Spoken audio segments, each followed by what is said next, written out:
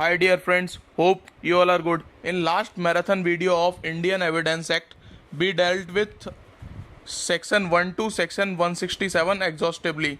But still I feel that few sections are even more important. जो prominent sections हैं mainly जो targeted area होता है हमेशा किसी भी मेजर एंट्रेंस एग्जामिनेशन के लिए वो यही सेक्शंस होते हैं. अदरवाइज वो सेक्शंस भी इंपॉर्टेंट थे, हम कुछ भी नहीं छोड़ सकते. Evidence act is the pivotal. वो किसी भी जुडिशल प्रोसीडिंग्स के लिए उसका एक एक सेक्शन इम्पॉर्टेंट है. But still I feel so कि कुछ सेक्शंस ऐसे हैं जो और भी ज़्यादा इम्पॉर्टेंट हैं, उनको थोड़ा और एग्जॉस्टिवली डील करने की ज़रूरत है. उनके ingredients, illustration and major case laws अभी तक जो 2020 अगस्त 27 I am recording this video, तो तब तक उनमें कुछ और भी मतलब बहुत ही स्ट्रांगली डील करने की ज़रूरत है. वो सेक्शंस मैं आपको बता देता हूँ, तो हम इनको फर्दर डील करेंगे. इनमें से कुछ इंपॉर्टेंट सेक्शंस जो मुझे लगता है कि अदरवाइज़ तो हमने मैराथन वीडियो में जो अराउंड 4.5 आवर्स की थी ऑलरेडी सब कर ही लिया है. But it would have gone around 6 hours तक हो जाती वो. तो मैंने सोचा कि इतना इतना मतलब लंबा नहीं करते हैं वीडियो को, तो अराउंड 4 आवर करके जो कुछ और होगा एडेंडम उसको हम बना के ऐड कर देंगे. अराउंड 1 आवर की एक और वीडियो बनाते हैं जो जिसमें हम इस बार मेजर प्रोविजंस को डील करेंगे. Then it will be a complete exhaustive coverage. उसके अलावा हमें कुछ एविडेंस एक्ट में और जानने की ज़रूरत नहीं है बाहर से. Then it will be 100% coverage of the whole syllabus of this Indian Evidence Act 1872. कुछ और नहीं बचता है फिर उसके अलावा जो हमें बाहर से पढ़ना पड़े या कुछ भी सर्च करना पड़े, है ना.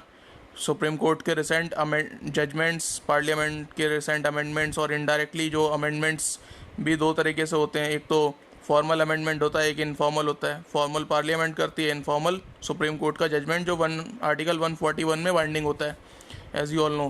तो इस बार हम डील करेंगे जो मेजर सेक्शंस हैं, ये मैं बता देता हूँ. इनमें से कुछ बहुत ही ज़्यादा जो in already I have explained all these sections, but इसमें से जो मुझे लगता है कुछ रह गए हैं और उनको और अच्छे से डील करने की ज़रूरत है.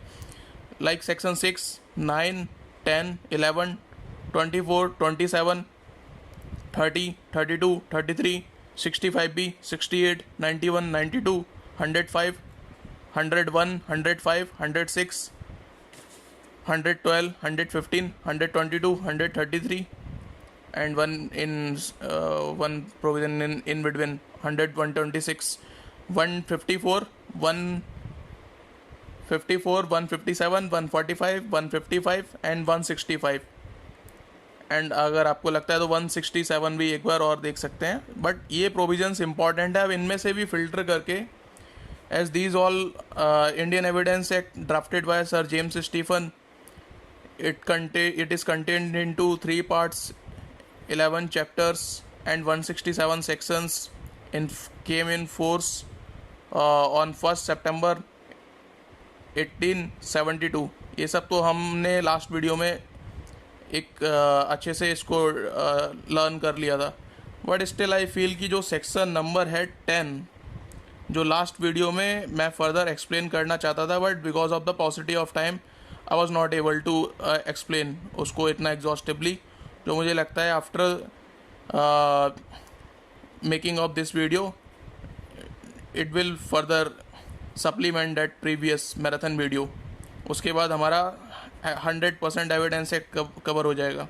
Section 10, 24, 27, 30, 32, 33, 65B, 91, 92, 112, 114, 115, 122, 133, 154, 155 and 165.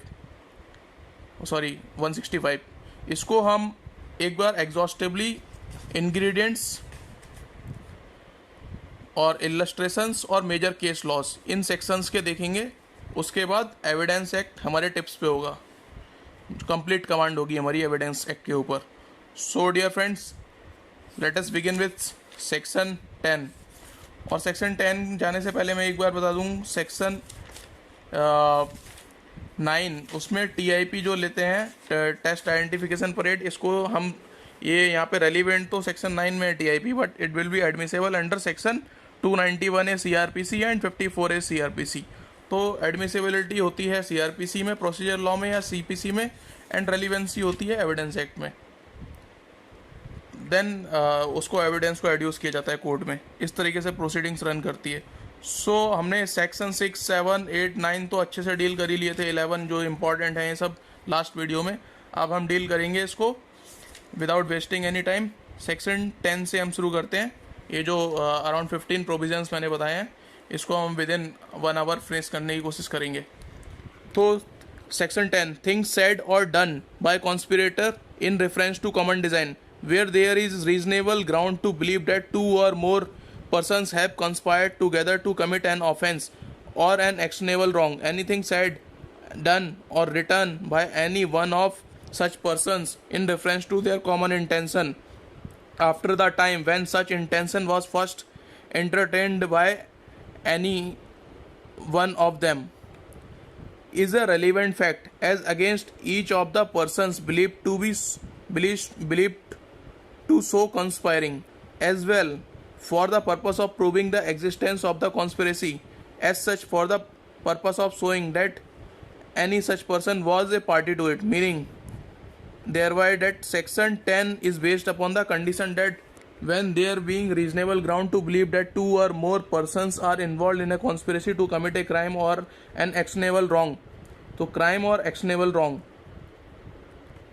anything said, done or written by a conspirator in reference to the common intention soon after the entertainment of such intention is relevant as against each of other persons believed to be involved in the said conspiracy. This section applies to both kinds of conspiracy, civil and criminal. Anything said, done or written by a conspirator will not be admissible against him or others if not done in reference to the common intention. So common intention is the gist here of the conspiracy, though it might have been done before he joined conspiracy or after he left. तो पहले हुआ हो, बाद में हो, या उस moment पे हो, ड्यूरिंग कॉन्स्पिरेसी जब सबसिस्ट कर रही हो, उससे फ़र्क नहीं पड़ता, बट उन कॉमन इंटेंशन में उन्हें as an theory of agency उसने कुछ किया होना चाहिए wrong.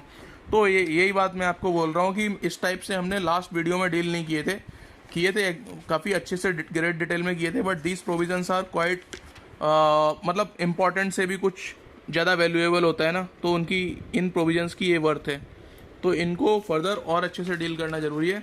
Dates why I am making this second addendum video to this marathon to illustrate section 10। Reasonable ground exists for believing that A has joined in a conspiracy to wage war against the government of India. The facts that B procured arms in Europe for the purpose of conspiracy, C collected money in Calcutta for a like project, D persuaded persons to join the conspiracy in Bombay, E published writings advocating the object in view at Agra, and F transmitted from Delhi to G at Kabul the money which C had collected at Calcutta, and the contents of letter written by H giving an account of the conspiracy are each relevant both to prove the existence of the conspiracy and to prove A's complicity in it, although he may have been ignorant of all of them, and although the persons by whom they were done were strangers to him, although they may have taken place before he joined the conspiracy or after he left. So meaning thereby things said, done or written while the conspiracy was afoot are relevant as evidence of the common intention. Once reasonable ground has been shown to believe in its existence, here A is a part of conspiracy can be proved by his role in performing the acts assigned to him and hence relevant under this section. So important case law है R versus Black and Tie 1844 Queen's Bench 126. It was decided prior to even the Evidence Act जब draft हुआ था, 1844 का ही case law है। उसके इस provision के base पे हमने ये सेक्शन ड्राफ्ट किया एविडेंस एक्ट में 1872 में, मीन्स सर जेम्स स्टीफन ने। तो it's a beautiful masterpiece of drafting. और जैसे कि वो कई सारे, जैसे कि एस्टोपल का भी जो हमने पढ़ा था, उसमें भी एक केस लॉ था, वो उसकी वजह से ही मतलब ये हमारा जो सेक्शन 115 जिसका ड्राफ्टिंग किया एस्टोपल का, that was based on the case law of Pickard versus Sears. और एक और इम्पॉर्टेंट चीज़ है, जैसे कि R versus Richards, R versus Salisbury, जो केस लॉ था ये अराउंड 1835 का, उसमें ये बात कही गई थी एविडेंस चाहे लीगल या इलीगल मीन्स से कैसे भी, जैसे सेक्शन 29 ऑफ एविडेंस एक्ट में बोलते हैं कि चाहे वो उसने सीक्रेसी प्रॉमिस या फिर कैसे भी मतलब एविडेंस एक्सट्रैक्ट किया है, जैसे कि नार्को टेस्ट हो गया, या फिर किसी को अल्कोहल या कोई ड्रग दे के या दारू पिला के, जैसे भी एविडेंस एक्सट्रैक्ट किया है, एविडेंस की क्रेडिबिलिटी पे कोई डाउट नहीं होगा। तो ये कुछ इंपॉर्टेंट केस लॉस थे जो कॉमन लॉ कोर्ट्स ने डिसाइड किए थे before the drafting of Indian Evidence Act 1872। तो वो आज तक एवरग्रीन है और उनकी वर्थ कभी कम नहीं हुई है। तो this is are versus black, उसी टाइप का केस लॉ है जिसकी वजह से कॉन्स्पिरेसी सेक्शन 10 जो है हमारा, ये एविडेंस एक्ट में ड्राफ्ट किया गया। एंड जो हमने अमेंडमेंट करके आईपीसी में भी उसके बाद इसको लेके आए थे, जैसे आईपीसी में case section number 120A and 120B जो लेके आए थे, ये तो कॉन्स्पिरेसी से रिलेटेड ही है, कॉन्स्पिरेसी कैसे होगा और उसको कैसे सब्सटेंटिव ऑफेंस बनाएंगे और कैसे पनिश करेंगे। तो ये चैप्टर 5A आफ्टर जो अबेटमेंट वाले ऑफेंसेस हैं, और इसको लेके आए थे हम 1903 में अमेंडमेंट से। चैप्टर 5A डेफिनेशन है कॉन्स्पिरेसी की, N illegal act, an act which is not illegal. By illegal means such an agreement is designated as a criminal conspiracy, provided that no agreement except an agreement to commit an offence shall amount to criminal conspiracy unless some act besides the agreement is done by one or more parties to such agreement in pursuance thereof. Explanation to attach to section 120A Indian Penal Code. It is immaterial whether the illegal act is ultimate object of such agreement or is merely incidental to the object. तो जो conspiracy है वो 2 और more persons करेंगे with an agreement to do or cause to be done an illegal act or a legal act by illegal means, है ना। तो और वो ज़रूरी नहीं है कि वो मेन ऑब्जेक्टिव हो या फिर इंसिडेंशियल हो।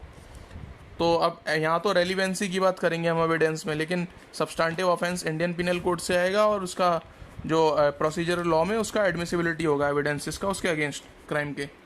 तो in R versus Blake and Tye 1844 case में, this was a case where Blake was an officer employed in the customs house and Tye an agent of the importers. They made false entries in his day book to have some goods passed without paying full duty. These entries and the counterfoil of his checkbook showing that the money was paid to Black were tendered in evidence by the prosecution in a trial of the two accused for the offense of conspiracy to pass the goods without paying full duty. It was held, number 1, जो उन्होंने held किया Queen's Bench ने, the entries in the day book were admissible against Blake for they were necessary to execute their common object. अब जो section 34 आता है कि वो एंट्रीज डेली एंट्रीज होनी चाहिए, तो यहाँ पे मोशन में आ जाता है section 34 of Indian Evidence act itself. अब हम देखते हैं एक बार सेक्शन 34 ऐसे इसको रिलेट करके अप्रिशिएट करते हैं एविडेंस को। Entries in books of account including those maintained in an electronic form are relevant. और जो सेक्शन 16 में ही बोला है existence of course of business when relevant. तो ये सारी मतलब नॉर्मल सी बातें हैं, इस तरीके से कोर्ट एविडेंस को अप्रिशिएट करता है। तो उसको रेगुलर बुक मेंटेन करनी थी, जैसे पुलिस को पुलिस डायरी मेंटेन करनी होती है 172 CRPC में। ऐसा मतलब उनसे भी हम चीज़ें एक्सट्रैक्ट कर सकते हैं कि कोई पेज मिसिंग तो नहीं है, तो फिर वो डाउट हो जाता है ना। तो यहाँ पे सेकंड जो बोला इन्होंने जब रेशियो हेल्ड की, but the counterfoil was relevant being a mere statement to show that the plunder जो उन्होंने पैसा लूटा है had been shared after the object of the conspiracy has been achieved. तो दिस वाज देयर ऑब्जर्वेशन। अब वो फ़र्क नहीं पड़ता है कि वो पहले किया या बाद में किया या फिर ड्यूरिंग द कॉन्स्पिरेसी जब मोशन में थी तब उन्होंने पार्ट लिया। तो जो सेक्शन की लैंग्वेज है, anything said done or written by a conspirator will not be admissible against him or others if it is done not done if it is not done in reference to the common intention of the conspiracy, though it might have been done before he joined conspiracy or after he left it, है ना। तो अब इसमें एक landmark case आ जाता है in case of Mirza Akbar versus Emperor AIR 1940 Privy Council. The court denied to accept the statement narrated after the incident and held that it cannot be accepted because the statement was made after the conspiracy got over. Narration of the past story cannot be accepted under section 10. तो यहाँ पे theory of agency काम करती है, अगर पहले कुछ किया है या बाद में कुछ किया है तो वो कॉन्स्पिरेसी का पार्ट वहाँ पे उसको काउंट नहीं करेंगे।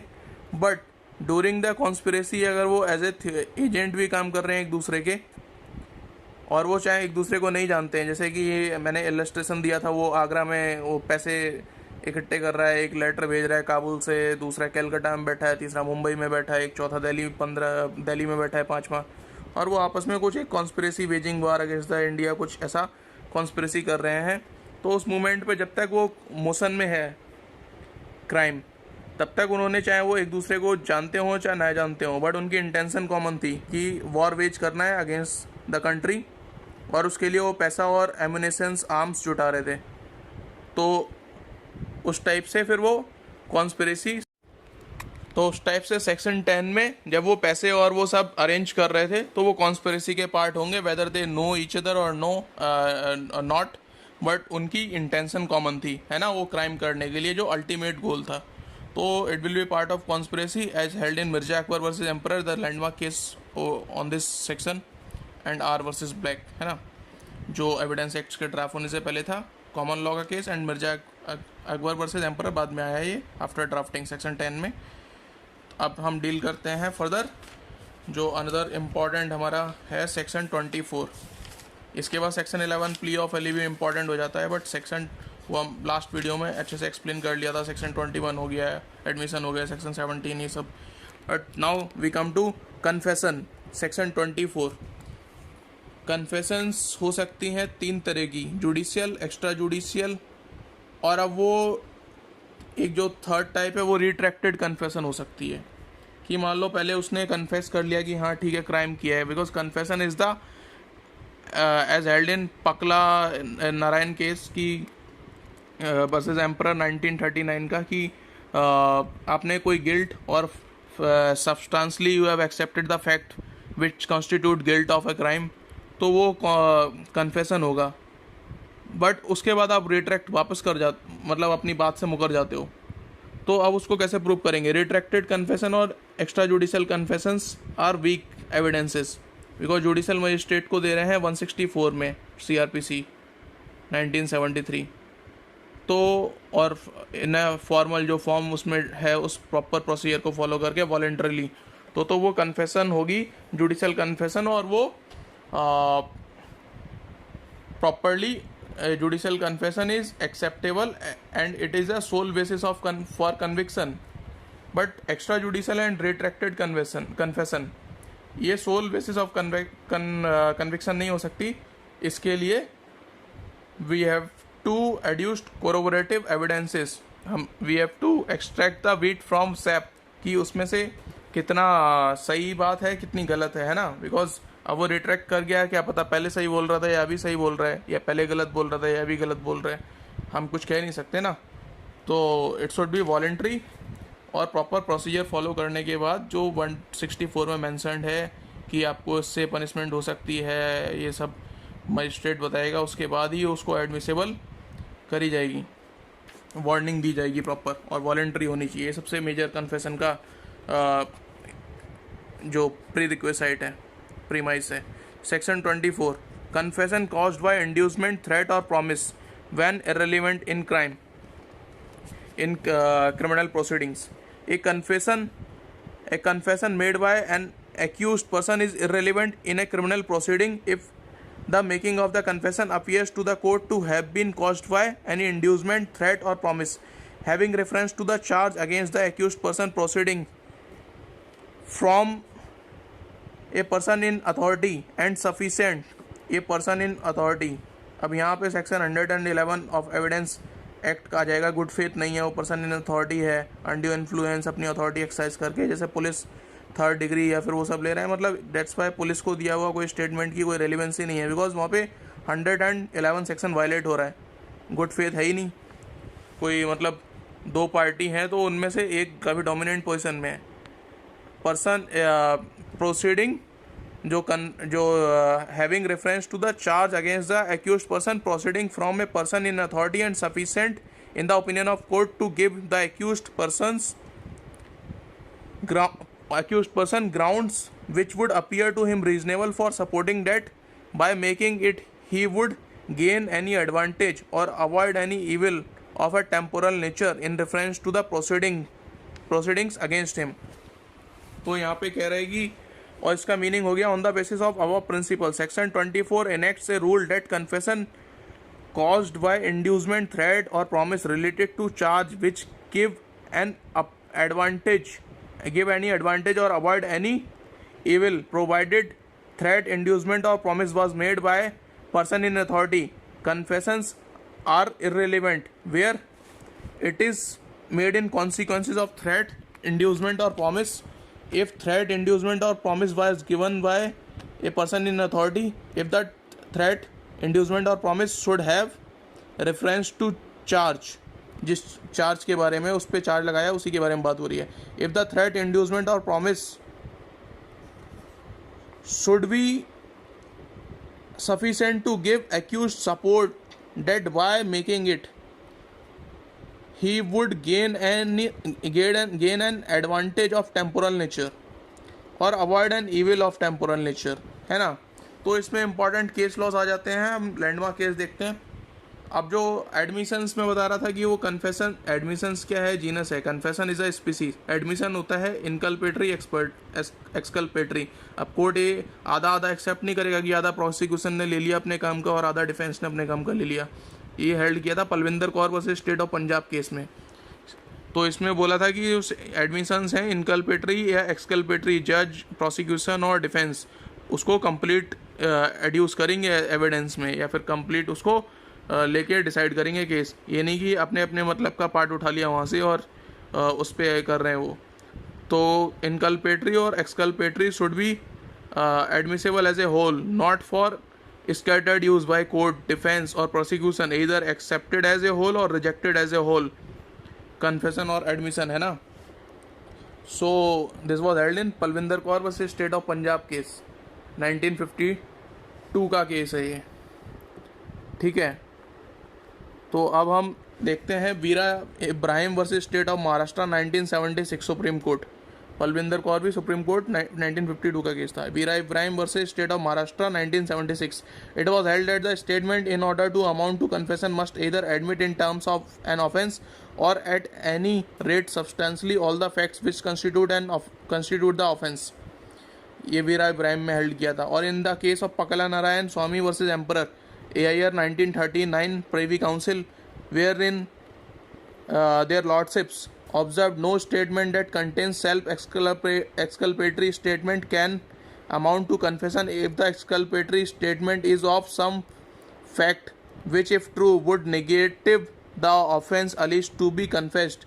Moreover, a confession must admit either in terms of offense or at any rate substantially all the facts which constitute the offense. An admission of a gravely incriminating fact, even a conclusively incriminating fact, is not in itself a confession. Example: an admission that the accused is owner of and was in recent possession of the knife or revolver which caused the death with no explanation of any other man's possession, है ना, which caused the death with no explanation of any other man's possession. Therefore, the Privy Council accepted the view of the later set out of high courts, which said that only a direct admission of guilt A direct admission of guilt only would amount to confession. So this is the essence. In Nisikant Jha versus the State of Bihar 1969, the accused made two contradictory statements. This case of the Supreme Court marks the turning point. The accused was charged with murdering his friend while traveling with him in a train. He was seen washing his clothes in a river flowing near the station where the murder was detected. The news spread to a nearby village and the villager arrested the accused. Blood-stained clothes, papers, and knife were recovered from him, and the blood on them matched with the blood of the deceased. He admitted washing blood-stained clothes, but explained the presence of blood by two contradictory statements. In one of them, he tried to explain by saying that there was a struggle between the two persons in the compartment, one of whom killed the other, and some blood spilled over him in the act of rescue. In another version, he said that a hired boy had robbed and injured him.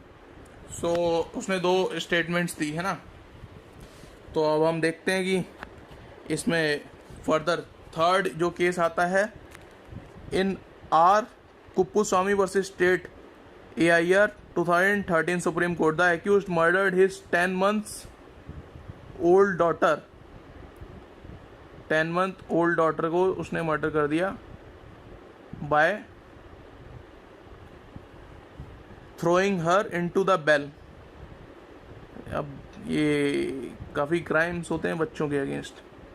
ठीक है, into the bell. देखते हैं आगे क्या होता है इसमें. Into the well then went to the vice president of the panchayat board and told him that he has thrown his daughter into the well and has killed her.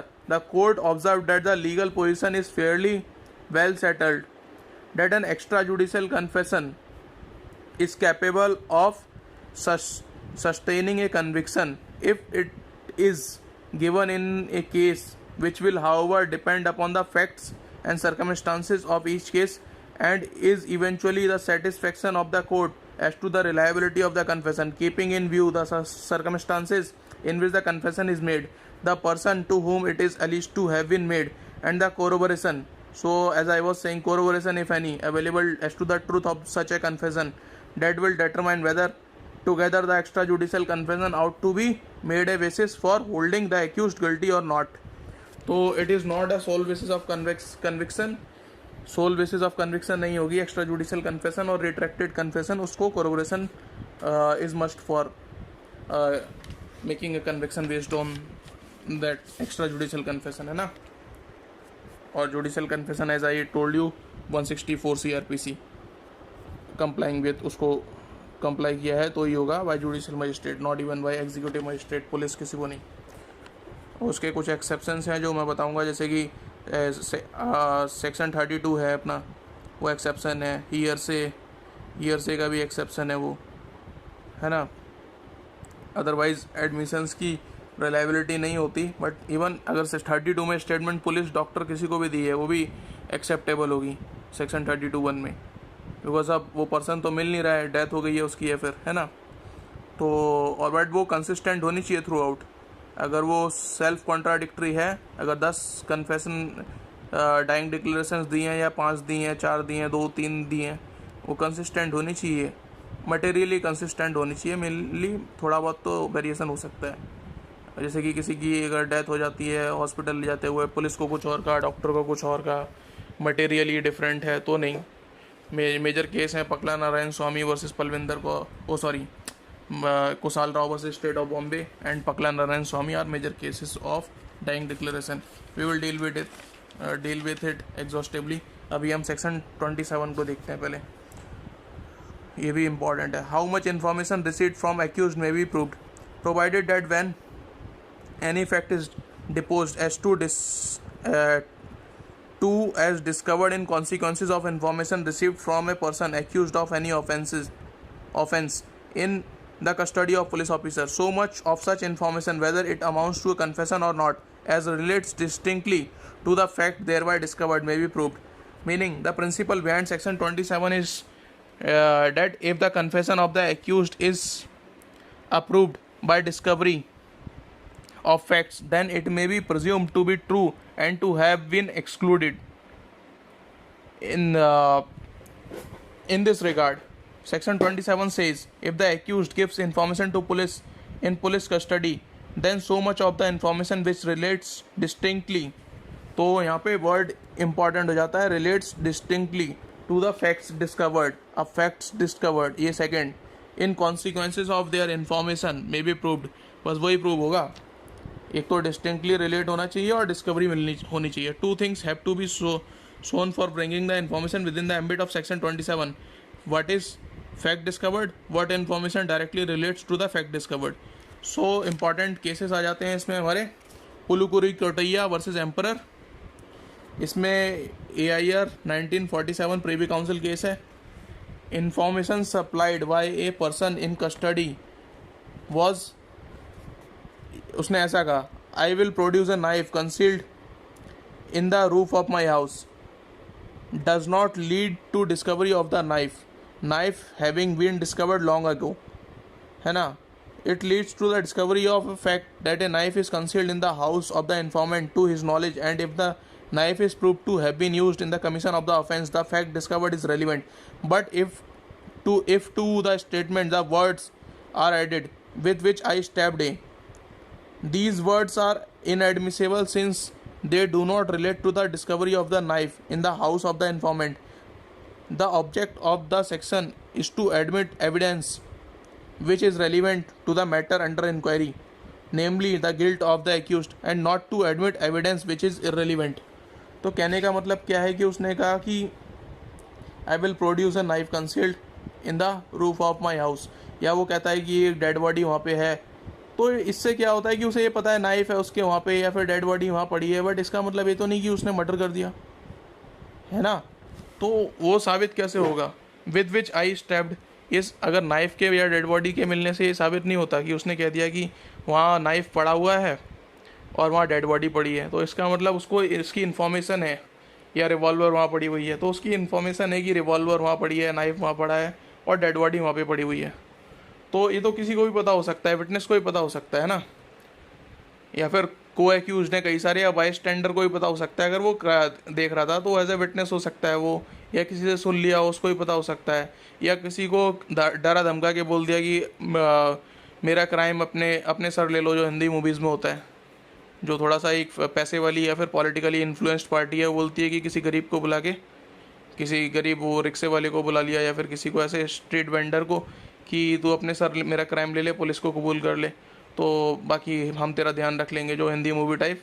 तो इसलिए court चाहता है कि रियल क्रिमिनल बच के ना जाए, तो कोर्ट सिर्फ सबूतों पे चलता है, ये रीज़न है उसका. अब क्या है कि उसके नाइफ पता होने से मतलब ये तो नहीं है कि उसने मार दिया, तो अब शायद ये बात आपको समझ आती होगी. तो this is the importance of this section 27. तो हमें अब वो प्रूव करना होगा दूसरे एविडेंसेस से, आई विटनेस या जो भी है, कि इसने मारते हुए देखा है उसको, है ना. इसको तो सिर्फ इन्फॉर्मेशन है कि डेड बॉडी, रिवॉल्वर या फिर नाइफ वगैरह वो कहाँ है. तो this is the main essence of this section. अब another important case, in the case of Mohammed Inayatullah versus state of Maharashtra, AIR 1976 supreme court 483, that I will tell the place of deposits of the 3 chemical drums which I took out from Haji Bandar on 1st August. The only portion relevant is I will tell the place of deposit of the 3 chemical drums. तो यहाँ पे बात ये हो जाती है कि उसको पता है कि हाँ ड्रम्स यहाँ रखे हैं, है ना. तो इसमें अब हम फर्दर देखते हैं, वही जो मैं आपको पहले बात बता रहा था कि इन्फॉर्मेशन होना किसी चीज़ की और क्राइम में कॉम्प्लिसिटी होना, दोनों बहुत डिफरेंट बात है. तो ये आम आदमी को समझ नहीं आती. अब वो बोल रहा है कि ये सब बोल रहा है, अगर सच में किसी ने किया भी है तो कन्फेशन करेगा ना भाई 164 में. अब वो ऐसा पुलिस को दी हुई स्टेटमेंट पे उसका कन्विक्शन नहीं हो जाएगा, वो इररिलेवेंट है. It will be hit by 25-26 of evidence act, है ना. पुलिस को दी गई स्टेटमेंट की कोई वैल्यू नहीं है, क्योंकि वो पुलिस की स्टेटमेंट लोग कैसे देते हैं, किन हालातों में देते हैं, सबको पता है। तो I will tell the place of deposit of the three chemical drums because it is distinctly related to the fact discovered. Distinctly means directly, strictly, unmistakably. Suppose the accused gives a statement, I have removed the karas, I have pushed the body in the well and have placed the karas with A. Later, if the karas are recovered from A, then the part of the statement he said that he placed karas with A will be admissible because it is this part of the statement which leads to discovery of fact. The first part of the statement would be inadmissible. Court observed that for application of section 27, the statement must be split into its components, and only those components or portions which were the immediate cause of the discovery would be legal evidence and not the rest which must be rejected. तो police को दी गई statement की उतनी value है section 27 में, जो exception है section 24 to जो रन करते हैं हमारे सेक्शन 30, स्पेशली 25, 26, 28, इन सब का मतलब ये 29, इन सब के लिए एक्सेप्शन आ जाता है 24 से ऑनवर्ड्स हमारा सेक्शन 27। पुलिस को दी गई स्टेटमेंट की यहाँ पे वैल्यू हो जाती है, प्रोवाइडेड की काउंटर पार्ट डिस्कवरी होनी चाहिए, उतनी स्टेटमेंट की वैल्यू होगी बस पुलिस की दी गई जहाँ डिस्कवरी हो रही है ना। पुलिस जिसके लिए रिकवरी वर्ड यूज़ करती है वही कि कोई सबूत मिल रहा है, उतनी स्टेटमेंट मानी जाएगी। जैसे उसने बोला नाइफ या रिवॉल्वर, तो वो रिकवर हो गई, ठीक है, इसको इस बात का पता था।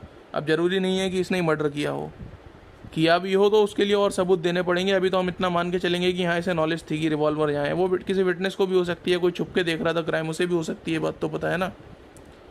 तो और दूसरे इंपॉर्टेंट केसेस हैं Aghnu Nagesia versus state of Bihar 1965 and Devman Upadhyaya versus state of UP and Kathi Kalu Oghad versus state of Bombay. Kathi Kalu Oghad versus state of Bombay में इसकी कॉन्स्टिट्यूशनल वैलिडिटी हेल्ड की थी कि section 27 is not violative of the constitution of India. जो हमारे आर्टिकल्स हो जाते हैं 14, 19, 21 है ना, कि इनके वायलेशन में नहीं है, ठीक है, इसको रिपील नहीं करेंगे, इसको ऑमिट नहीं करेंगे। इन अनदर केस अंतर Singh versus state of Rajasthan 2004 supreme court case. In this case, it was held by Supreme Court that the fact of which evidence is sought to be given must be relevant to the issue. It must be borne in mind that the provision has nothing to do with question of relevancy. The relevancy of the fact discovered must be established according to the prescriptions relating to relevancy of other evidence connecting it with the crime in order to make the fact discovered admissible. The fact must have been discovered. The discovery must have been in consequences of some information received. This is important. From the accused and not by accused's own act. अब वो उसके accused के behaviour से या उसके खुद के act से नहीं, जो उसने इन्फॉर्मेशन दी है उससे कुछ डिस्कवरी होनी चाहिए। The persons giving the information must be accused of any offense. मतलब जो इन्फॉर्मेशन दे रहा है वो accused होना चाहिए पहले, ये नहीं कि विटनेस तो इन्फॉर्मेशन देगा ही देगा डेफिनेटली। कई बार वो हिंदी फिल्मों में देखी, पुलिस जो है वो विटनेस को ही उनको कुछ नहीं मिलता है तो वो विटनेस को ही पकड़ के एक्यूज बना देते हैं, है ना, जो इन्फॉर्मेशन देने आ रहा है। तो वैसा नहीं चलेगा, प्रैक्टिकली कोर्ट में वैसा नहीं होता है, वो थोड़ा फिक्सन और मूवीज़ में ही होता है। होता भी होगा तो ऐसा मतलब उनको किसी अच्छे लॉयर से कंसल्ट करना चाहिए जो उनको सेव कर सके पुलिस के अगेंस्ट, डिसक्वालिफाइड एक्शन के अगेंस्ट जो पुलिस ऐसा इंस्टांस लेती है। He must be in custody of police officer, और पुलिस ऑफिसर की कस्टडी में होना चाहिए। कस्टडी भी हो सकती है, एक तो एक्टिव कस्टडी या फिर वो ऐसा इनडायरेक्ट कंस्ट्रक्टिव कस्टडी हो सकती है ना, जो सेक्शन 25 में बोला एक्टिव और सेक्शन 26 में indirect custody.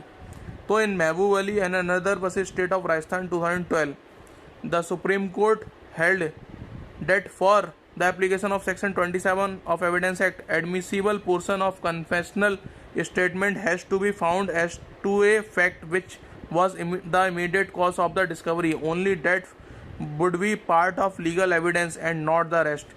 In a statement, if something new is discovered or recovered from the accused which was not in the knowledge of the police officer before disclosure statement, तो इसको disclosure statement कहते हैं, of the accused is recorded, is admissible in the evidence.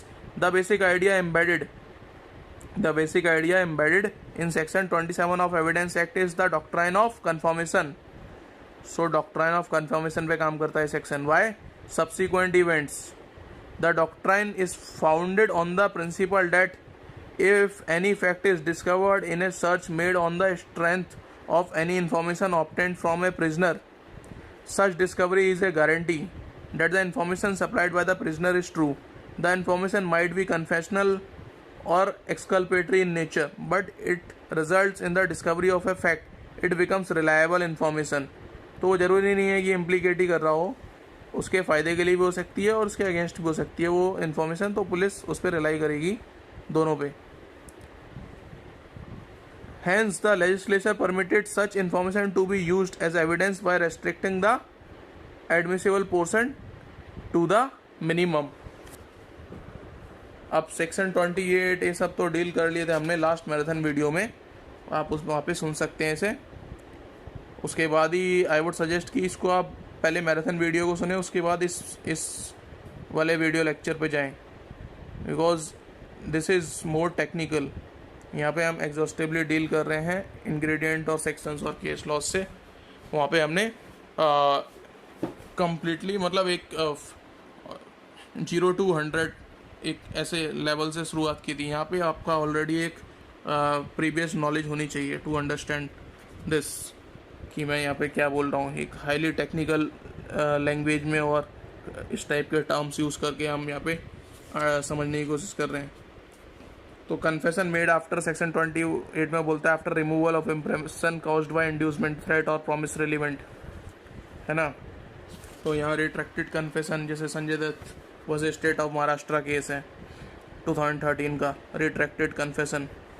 इस देखते हैं इसमें क्या हुआ. It has been contended that since the confession of the appellant Sanjay Dutt has been retracted, hence it is not trustworthy and it would not be safe to place reliance upon it. After the recording of his confession within 10 days, the accused was released on bail by High Court and the accused remained free for a considerable period of time. The retractions were made many months after the recording of the confession. The court, relying on the case of State of Maharashtra versus Bharat Chaganlal Ragani and others,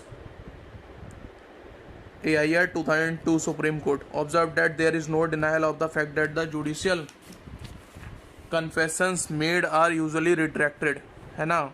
तो ये usual practice है, जो judicial confessions होती हैं retract कर लेते हैं लोग. Retracted confessions are good confessions, उनकी वो वैलिडिटी कम नहीं हो जाती. But confessions if held have been made voluntarily and in accordance with the provisions of law, section 164 CRPC, उसके अकॉर्डेंस उसको कंप्लाई करके होना चाहिए judicial confession. Corroboration of the confessional statement is not a rule of law but a rule of prudence. तो it is not a rule of law but a rule of prudence. जैसे कि वो accomplish section 133 में, उसको अगर हम as per if read करें section 114 illustration B के साथ, तो अकेडमिकली तो उसको एज ए कर सकते हैं convicts based on the testimony of जो को accused है, accomplice है ना उसके. But it's a rule of prudence कि कोरोबोरेशन भी किया जाए. सो यहाँ पे whether in a given case corroboration is sufficient would depend upon the facts and circumstances of the case. तो इस टाइप से हम अप्रिशिएट करते हैं एविडेंस को. अब हम आ जाते हैं सेक्शन 29, 30, ये सब हमने डील कर लिए थे. 31 अब के सेक्शन 30 में मैंने बताया था Kashmira Singh versus state of Madhya Pradesh और Haroon Haji Abdullah versus state of Maharashtra, जो इम्पोर्टेंट केसेस हैं. अब उसके इंग्रेडिएंट हैं सेक्शन 30 के जो मेनली हम बात करें तो एक तो person when more persons than one are being tried jointly for the same offense, offense same होना चाहिए, and a confession made by one of such person affecting himself and some other of such persons is proved. खुद के against भी होनी चाहिए, दूसरे के against भी होनी चाहिए, नहीं कि सिर्फ दूसरे के अगेंस्ट बोल रहा है, दूसरे के अगेंस्ट बोल रहा है सिर्फ, तो उसकी कोई वैल्यू नहीं है. खुद को भी इम्प्लीकेट करे, दूसरे को भी करे, और जॉइंट ट्रायल हो, सेम ऑफेंस हो, है ना, इज प्रूव्ड. कोर्ट में take into consideration such confession as against such other person as well as against the person who make such confession. Offence as used in this section includes the abetment of और attempt to commit such offence. Section 30 ऐसा बोलता है. Bhuboni Sahu versus the king 1949 privy council case. इसके मैं section 30 की आपको important case बता ही देता हूँ. एविडेंसरी वैल्यू ऑफ कन्फेशन ऑफ को एक्यूज, जो सेक्शन 30 में मैंने इंग्रेडिएंट्स तो बता दिए. सेम ट्रायल, खुद के अगेंस्ट भी बोले, दूसरे के भी बोले, और जो कन्फेस कर रहा है को एक्यूज्ड, और सेम चार्ज होना चाहिए, सेम ट्रायल, जॉइंट ट्रायल होना चाहिए in fact, same for same offence, है ना. उसको 319 जो CRPC है वो भी आ जाएगा कि बाद में उसको जॉइंट ट्रायल पे बुला लिया, वो सेशन जज कर सकते हैं अगर उनको लगता है कि ये भी था इसमें क्राइम में, है ना. तो 319 CRPC वो भी आ जाएगा मोशन में. जॉइंट ट्रायल है सेम ऑफेंस के लिए, वो ज़रूरी नहीं है कि चार्जशीट में नाम हो या FIR में नाम हो, मतलब बाद में अगर उसको सेशन जज बुला लेते हैं 319 में, तो ट्रायल तो जॉइंट है, या ट्रायल जॉइंट की बात कर रहे हैं, FIR या फिर चार्जशीट में नाम होने की बात नहीं कर रहे हैं. ट्रायल के लिए तो सेशन जज के पास अथॉरिटी है, वो बाद में भी उसको समन कर सकते हैं या वारंट इशू कर सकते हैं कि उनको लगता है कि ये नहीं है और इसके साथ कोई और भी था, या फिर ये 3-4 बंदे थे या 2 ही हैं और भी थे साथ में जो जिनका चार्जशीट में नाम नहीं है, depending on the facts and circumstances of the case. ऐसा लगता है सेशन जज को कि यहाँ 2 हैं, और लेकिन वहाँ पे जो साथ में थे इसके 5-6 बंदे, और उनका नाम पुलिस ने या जैसे भी मेलाफाइड लिया, कैसे भी मतलब करप्ट प्रैक्टिसेस की वजह से अगर हटा दिया है चार्जशीट से नाम, या FIR में ही नाम नहीं डलवाया था, या फिर किसी का नाम FIR में है भी, तो सेशन जज को लगता है कि इसके अगेंस्ट कोई चार्ज बनते नहीं है, तो वो हटा भी सकते हैं. तो ये सब तो कोर्ट की अथॉरिटी है, और उनके पास कोई वो मतलब दे आर नॉट बाउंड कि वो चार्ज FIR में जो नाम है उसी को एक्सेप्ट करेंगे, या फिर जितने हैं उतने ही एक्सेप्ट करेंगे. वो और भी लोगों को समन या वारंट इशू कर सकते हैं अगर उनको लगता है तो, कि और भी एडिशनल लोग थे, या फिर जो हैं उनमें से भी हटा के कम को कन्विक्ट कर सकते हैं, है ना. तो फिर वो जो सेक्शन 221, 223 वो सब जाते हैं कि ऑफेंसेस मतलब ऑफेंस, कम ऑफेंस के लिए ज़्यादा ऑफेंस के लिए पनिशमेंट, या फिर CRPC, या फिर चार्ज अल्टर करना है 216 में, एडिशनल एविडेंस विटनेस वो सब बुलाने हैं 311 में, उसको एक्यूज्ड को CRPC में एग्जामिन करना है 311, 313 में, है ना. जैसे कि विटनेस को बुला लिया, कोर्ट विटनेस होता है 311, 313 में उसको करना है ना, एक्यूज्ड को एग्जामिन. तो ये सब सेशन कोर्ट कर सकता है ड्यूरिंग ट्रायल. तो एविडेंसरी वैल्यू ऑफ कन्फेशन ऑफ को एक्यूज्ड, द कन्फेशन ऑफ को accused may only be taken into consideration along with the other evidence in the case, and it cannot be alone form the basis of a conviction. It can be used only if necessary to corroborate other evidence of the record.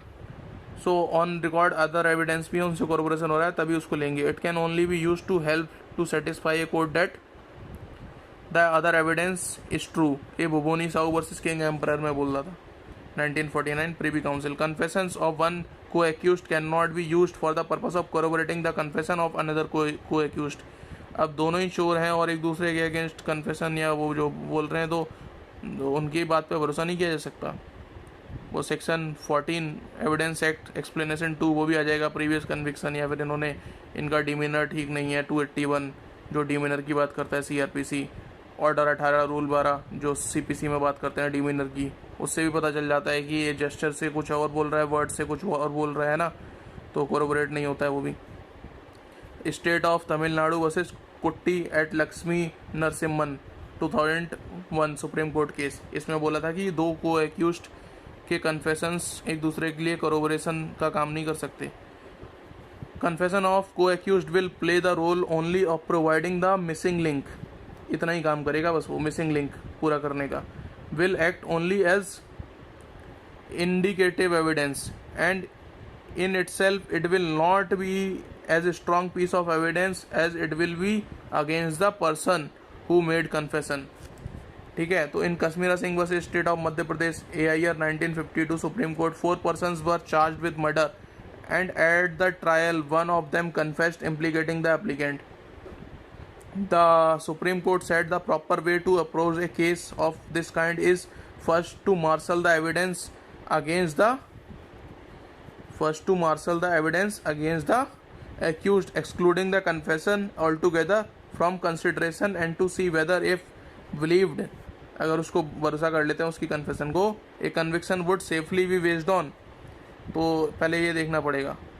In the case of Ram Swaroop Singh versus Emperor AIR 1937 Calcutta bench ने decide किया था. It was held at that if the accused makes a confession and thereafter the accused dies, his confession could still be taken into consideration. But corroboration होना चाहिए है ना, को accused है भाई, सोल कन्फेशन थोड़ी है वो जो जुडिशियल कन्फेशन होती है.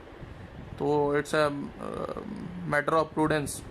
In Harun Haji Abdullah versus State of Maharashtra 1968 Supreme Court, customs officer arrested some gold smugglers and recorded confessional statements from them independently and simultaneously. अलग अलग बिठा के simultaneously है ना. In the trial of the appellant and others, one of the confessing accused was examined as a prosecution witness. अब वो देखो prosecution witness approver बन गया. Another confessing accused retracted his confession and died after the joint trial, but before delivery of judgment. Question was whether the evidence of the accomplice could be acted upon. The Supreme Court, convicting the accused, held the confession of the accused who died could be taken into consideration against the appellant even though it was retracted, as all the conditions of section 30 are satisfied. तो ये वाली बात हो जाएगी. Even वो 32 clause 1 में भी आ जाएगा. अब तो वो डेथ हो चुकी है उसकी, है ना, बट वो रीज़न ऑफ डेथ नहीं था, बट स्टिल ठीक है. उसकी कन्फेशन की वैल्यू 30 में ज़्यादा मोर प्रोमिनेंट होगी, सेक्शन 30 में, क्योंकि वो उसका कॉज ऑफ डेथ नहीं था. बट अदर स्टेटमेंट्स में तो आ ही जाएगा. सेक्शन 164 CRPC के कन्फेशन के अलावा और भी स्टेटमेंट्स होती हैं उसमें. So statement section 32 now. Let us come to section 32 dear friends. The statements by persons who cannot be called as witness. Cases in which statement of relevant fact by person who is dead or cannot be found etc. is relevant. Statements written or verbal of relevant facts made by a person who is dead or who cannot be found, who has become incapable of giving evidence or whose attendance cannot be procured without an amount of delay or expense, which under the circumstances of the case appears to the court unreasonable, are themselves relevant facts in the following case. When it relates, number 1, when it relates to cause of death, when the statement is made by a person as to the cause of his death or as to any of the circumstances of the transaction which resulted in his death. In case in which the cause of that person's death comes into question, such statements are relevant whether the person who made them was or was not at the time when they were made under expectation of death, and whatever may be the nature of the proceeding in which the cause of his death comes into questions. तो India में expectation of death होना जरूरी नहीं है, but English law में expectation of death होना जरूरी है for statement to be a dying declaration, है ना. तो ये डिफरेंस आ जाता है हमारा इंडियन और इंग्लिश लॉज में. अब सेकंड इसमें आ जाती है condition sub section 32 clause 2 subsection 2 or is made in the course of business. Subsection 3 or is or against the interest of maker. Subsection 4 or gives opinion as to public right or custom or matters of general interest. 5. Or relates to existence of relationship by blood marriage or adoption. 6. Or is subsection 6 or is made in will or deed relating to family matters, है ना. तो by blood marriage और adoption type के जो family matters हैं उसमें. Subsection 7 और in document relating to transaction mentioned in section 13 clause A. When the statement is contained in any deed, will or other document which relates to any such transaction as is mentioned in section 13 clause A, or subsection 8, or is made by several persons and expresses feelings relevant to matter in question. तो important है इस section के motion में आने के लिए. Statement made by following persons will be relevant under this section, जो under 8 circumstances मैंने बताए थे, under sub section 1 to 8 of section 32. अब जो मेन इंग्रेडिएंट्स हैं वो हैं person who is dead. Statements made by following person will be relevant under this section: person who is dead, person who cannot be found, person who has become incapable of giving evidence, or person number 4, person whose attendance cannot be procured without an amount of delay or expense, which under the circumstances of the case appears to the court unreasonable. Thus a proof of the following fact will have to be offered in the first instance to make the evidence relevant. तो ये सब आ जाते हैं इसमें. ये 8 sections आप एक बार देख लीजिए डिटेल में. ओवरऑल तो मैंने बता ही दिया है. और इसमें इंपॉर्टेंट जो केसेस आ जाते हैं हमारे वो हैं Pakala Narayan Swami versus emperor 1939, AIR 1939, privy council. In इसके ये लैंडमार्क केस है इसका, तो इसको मैं आपको रेशियो बता देता हूँ. Their lordships explaining the phrase circumstances of the transaction observed, the statement may be made before the cause of death has arisen और before the deceased has any reason to anticipate his death. The circumstances must be circumstances of the transaction, general expression indicating fear or suspicion whether of a particular individual or otherwise, and not directly related to the occasion of death will not be admissible. But statements may be made by the deceased that he was proceeding to the spot where he was in fact killed, or as to his reason for so proceeding, or that he was going to meet a particular person, or that he had been invited by such person to meet him, would each of them be circumstances of the transaction, and would be so whether the person was unknown or was not to the person accused, है ना. was not the person accused. इसमें होगा कि अब इसमें हो क्या रहा था कि किसी से इसने पैसे बोरो किए थे और उससे अपनी वाइफ को बोल के कि मैं उससे पैसे लेने जा रहा हूँ, और वहाँ पे चला गया था और पैसे लेने दूसरे सिटी में. और उसके बाद इसकी डेड बॉडी मिली थी, जो ट्रेन खड़ी होती है यार्ड में, वहाँ पे डेड बॉडी मिली थी एक ट्रंक में. तो हुआ क्या कि ये पकला नारायण जिससे पैसे लेने गया उसको इसको एज एन एक्यूज्ड एरे किया गया. और बाद में पता चला कि ठीक है, और डाइंग डिक्लेरेशन दी उसने अपने वाइफ को. इतना ही बोला उसको डाइंग डिक्लेरेशन, बिकॉज ये ट्रांजेक्शन हो गया ना कि पैसे के लिए मर्डर कर दिया. तो अपनी वाइफ को बोल के गया था कि पैसे लेने जा रहा हूँ डिजीज्ड. तो वो उसके बाद उसकी लास्ट स्टेटमेंट यही थी अपनी वाइफ से जो उसकी बात हुई थी. तो उसके बाद उसकी डेड बॉडी मिली.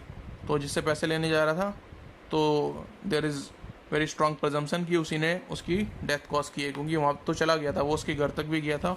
उसके बाद जब उसके घर से निकला तो फिर उसकी डेड बॉडी मिली बस. तो दिस वाज द केस, ये फैक्ट है इसके. Another important case is Kushal Rao versus state of Bombay. जो अपनी स्टेटमेंट है डाइंग डिक्लेरेशन की, ये कंसिस्टेंट होनी चाहिए, चाहे पुलिस को दे, चाहे डॉक्टर को, चाहे स्ट्रेंजर को, चाहे नोन अननोन रिलेटेड किसी को भी दे, बट ये कंसिस्टेंट होनी चाहिए. अब वो जब इसके डेथ के बाद, जब डेथ हो जाएगी तभी तो डाइंग डिक्लेरेशन होगी, अदरवाइज तो 164 की स्टेटमेंट हो जाएगी अदर देन कन्फेशन, जो सेक्शन 145 में कॉन्ट्राडिक्ट और 157 में कोरोबोरेशन के काम आ सकती है फर्दर ऑन ट्रायल में. बट अगर उसको डाइंग डिक्लेरेशन बोलना है तो उसकी डेथ होने के बाद ही बोला जाएगा, है ना. और इसका मैक्सिम है सेक्शन 32 का नीमो मोरिटोरस प्रोजुम्टर मेंट्रे. A man will not meet his maker with a lie in his mouth. जो जिसकी डेथ होने वाली है उसको पता है कि वो अपने रियल जिसने उसके साथ रॉन्ग किया उसे फंसाएगा या किसी इनोसेंट को फंसाएगा। तो ऐसा तो बहुत ही रेयर है, शायद ही 1% चांस हो 100 में से कि किसी इनोसेंट को फंसाए वो। अदरवाइज़ तो जिसने उसके साथ रॉन्ग किया है, कोई भी जेन्युइन कोई भी रीजनेबल पर्सन उसी का नाम लेगा ना जिसने उसके साथ रॉन्ग किया है, क्योंकि अब वो तो मर ही रहा है, उसकी तो डेथ हो ही रही है, तो वो क्यों किसी इनोसेंट को फंसा के जाना चाहेगा। तो ये इसका बेस रैशनले है इस सेक्शन के ड्राफ्टिंग के पीछे। अनदर केस इंपॉर्टेंट केसेस हैं इसमें। Kushal Rao state of Bombay 1958 supreme court case है। इसमें बोला था कि कंसिस्टेंसी होनी चाहिए, डॉक्टर पुलिस जो भी मतलब बोले, ये नहीं कि वो कोरोबरेट ही नहीं हो रही है, किसी किसी को अलग अलग मटेरियली डिफरेंट नहीं होनी चाहिए स्टेटमेंट्स, मतलब मैच करनी चाहिए। अगर वो बोल रहा है ए ने, डॉक्टर को बोल रहा है ए ने मेरी डेथ कॉज की है, तो पुलिस को बोल रहा है या फिर जाते टाइम हॉस्पिटल पहुंचते टाइम या कहीं रास्ते में किसी को मिला तो भी बोल ए का नाम ले रहा है हर जगह, ठीक है, और ए ने इस तरीके से जला के मार दिया, ठीक है, तो ये सही है। अब बोल रहा है कि एक को बोल रहा है ए ने मार दिया, दूसरे को बोल रहा है बी ने मार दिया, एक इस तीसरे को बोल रहा है इसने गोली मार दी थी, चौथे को बोल रहा है उसने मेरे ऊपर वो पॉइजन दे के मार दिया। तो ये सब नहीं है, फिर तो वो बकवास कर रहा है, मतलब किसी ना किसी को, और अपने कॉग्निटिव एबिलिटीज़ उसकी अफेक्ट हो चुकी हैं और किसी को भी उल्टा फुल्टा फंसा रहा है। तो अब थोड़ी किसी को कन्विक्ट कर सकते हैं उसके बेस पे, क्या पता किसके अगेंस्ट सच बोल रहा है किसके अगेंस्ट झूठ बोल रहा है, अपने सेंसेस में ही नहीं है।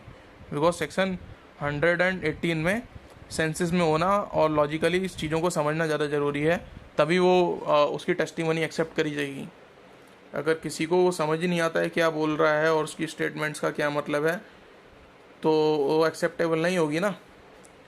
बिकॉज रीजनेबली मतलब क्वेश्चन को समझना ज़्यादा ज़रूरी है आंसर करने के लिए, अदरवाइज़ वो रिलायबल नहीं है विटनेस और उसकी टेस्टिमनी अक्यूज्ड की भी।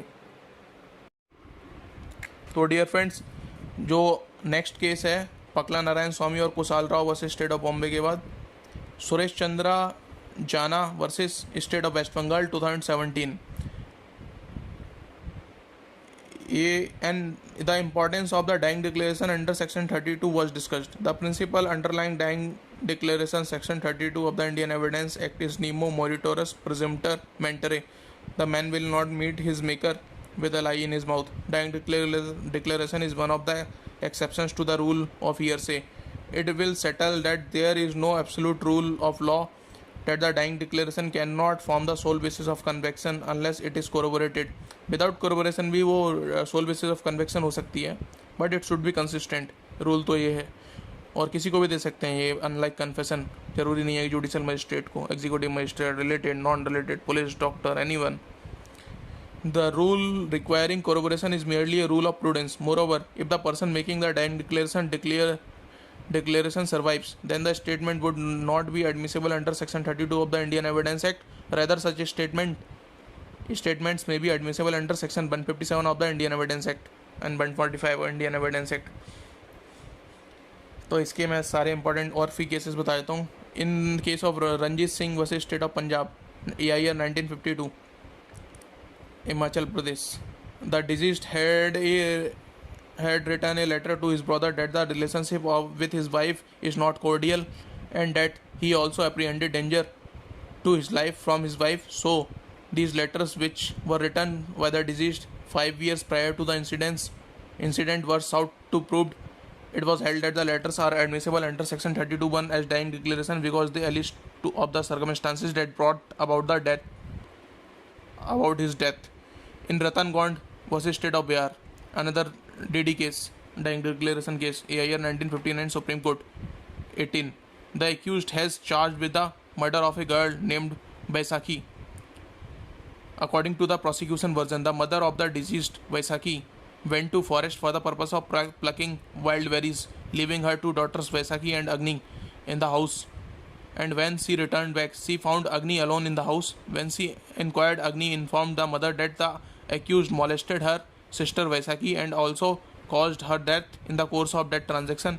Agni also made a similar statement to other person, which the sarpanch and the police constable and to the police constable. वैसे तो ये कन्फेशन एक्सेप्टेबल नहीं है, सरपंच और पुलिस वगैरह को है ना, सिर्फ जुडिशल मजिस्ट्रेट या फिर वो एक्स्ट्रा जुडिशल है तो वीक है, बट यहाँ पे डाइंग डिक्लेरेशन में जो अदर स्टेटमेंट्स भी आ जाती हैं 164 वो, और ये डाइंग डिक्लेरेशन में तो सभी एक्सेप्टेबल है, बट बस कंसिस्टेंसी होनी चाहिए. So two sarpanch and the two police constable, but before her statement could be recorded in judicial proceedings, Agni also died and her statement was sought to be proved under section 32(1). It was held that the declaration made by Agni is inadmissible because it is not as to cause of her death. It is as to the cause of her sister's death. ये held किया था कि उसकी death के बारे में नहीं थी, वो उसकी सिस्टर की डेथ के बारे में थी. तो this was the ratio Ratan Gond versus state of Bihar में. देन तो उसकी डेथ के लिए उस एक्यूज्ड को जिम्मेदार नहीं ठहराया जा सकता, बट उसकी सिस्टर की डेथ के लिए ऑब्वियसली किया जा सकता है, बिकॉज उसकी सिस्टर की डेथ की स्टेटमेंट तो उसकी सिस्टर ने जो उसे बोला होगा या एक्शंस जो हुए थे उस टाइम, मॉलेस्टेशन जो भी ट्रांजैक्शन था उसने ऑब्जर्व किया खुद, और सी वॉज अ विटनेस. तो उसकी डेथ के लिए कन्विक्ट नहीं कर सकते एक्यूज्ड को, बट उसकी सिस्टर के लिए ऑब्वियसली कर सकते हैं. तो ये जो इंपॉर्टेंट केस है कुशाल राव, इसके भी मैं आपको फैक्ट्स बता देता हूँ. Kushal Rao versus state of Bombay, years 1958. Supreme court accepted the principles laid down in Pakla Narayan Swamy. The Supreme Court observed that it was not an absolute rule of law that other evidence must corroborate a dying declaration. A dying declaration, even if uncorroborated, can form the sole basis of conviction, but each case must be determined on its own facts, keeping in view the circumstances in which the dying declaration was made. It cannot be laid down as a general proposition that a dying declaration stands on the same footing as another piece of evidence and has to be judged in the light of surrounding circumstances with reference to principles governing the weighing of evidence. तो evidence वे किया जाता है, जैसे 134 section में मैंने last marathon video में बताया था कि नंबर से मतलब नहीं है, सोल विटनेस के उस पर भी कन्विक्शन हो सकता है. एविडेंस टू की ग्रेविटी देखी जाती है, ना कि number. A dying declaration which has been recorded by a competent magistrate in the proper manner, that is to say in the form of questions and answers, and as far as practicable in the words of the maker of the declaration, stands on much higher footing than a dying declaration which depends upon oral testimony, which may suffer from all infirmities of human memory and human character. ठीक है, तो return ज़्यादा better है question answer form में. In order to test the reliability of a dying declaration, the court has to keep in view the circumstances like the opportunity of a dying man for observation, whether the capacity of the man to remember the facts stated had not been impaired at the time he was making the statement by circumstances beyond his control, and the statement has been consistent throughout. If he had several opportunities of making a dying declaration apart from the official record of it, and that the statement had been made at the earliest opportunity and was not the result of tutoring by interested parties. तो कोई tutoring नहीं हुई है, जैसे कि mostly dowry death cases में होता है कि या फिर कुछ ऐसे बच्चे की कोई अगर उस डेथ हो रही है तो किसी को उसको बेला फुसला के या कोई थोड़ा इंसेन है तो बुलवाया जा सकता है, उसके रिलेटिव्स वगैरह कुछ अनड्यू प्रेशर, उसके जो फैमिली के सीनियर मेम्बर्स हैं किसी को इम्प्लीकेट कराना हो, तो ऐसे बहुत सारे केसेस आते हैं प्रैक्टिकली. तो उस माहौल में ये देखा जाएगा कि ट्यूटरिंग तो नहीं हो सकती थी उसकी, तो वो एक एक्सेप्शन हो जाता है डाइंग डिक्लेरेशन का, जो उसको उसकी क्रेडिबिलिटी पर डाउट रेज किया जा सकता है. और दूसरा हो जाता है कि कंसिस्टेंसी नहीं है, तो वो डाउट रेज करता है. इसके अलावा डाइंग डिक्लेरेशन अगर कंसिस्टेंट है तो sole basis of conviction absolutely हो सकती है. In Hiraman versus state of Maharashtra 2013, इसकी Hiraman versus State of Maharashtra, the court observed that by enacting section 32(1) in Indian Evidence Act, the legislature has accorded a special sanctity to the statement made by a dying person. तो special sanctity दे दी है legislature ने इसको enact करके, to the statement of by a dying person as to the cause of his death. This is by virtue of the solemn occasion when the statement is made. Also, when the statement is made at the earliest opportunity without any influence being brought on the dying person, there is absolutely no reason to take any other view for the cause of his her death. The statement has to be accepted as relevant and truthful as one revealing the circumstances which resulted into his death. Absence of any corroboration cannot take away its relevance. So this is the importance of dying declaration under section 32(1). In Muralidhar at Gidda versus State of Karnataka, AIR 2014 Supreme Court 2200, the court observed that sanctity is attached to a dying declaration because it comes from the mouth of the dying person. If the dying declaration is recorded not directly from the actual words of the maker but as dictated by someone else, this by itself creates a lot of suspicion about the credibility of such statement, and the prosecution has to clear the same to the satisfaction of the court. जैसे कि Ratan Gond versus state of Bihar में court ने convict नहीं किया उसे, क्योंकि वो उसके deceased she didn't herself made the dying declaration, rather उसकी सिस्टर ने, जो बैसाखी और अग्नि, तो बैसाखी की डेथ के बाद अग्नि ने स्टेटमेंट दी थी, ना कि बैसाखी ने खुद ने. तो this raises the suspicion on the credibility. In Gopal versus State of MP, AIR 2009 Supreme Court 2111, where there are more than one dying declaration, and the nature of inconsistencies between them is such that they are certainly material, it is unsafe to convict on the basis of dying declaration. A material inconsistency है तो, है ना. In case of P. Mani versus State of Tamil Nadu, AIR 2006 Supreme Court 1319, it was held alleged that dowry death leading to suicide, the dying declaration should be wholly reliable for conviction if there is suspicion, the court should go for corroboration.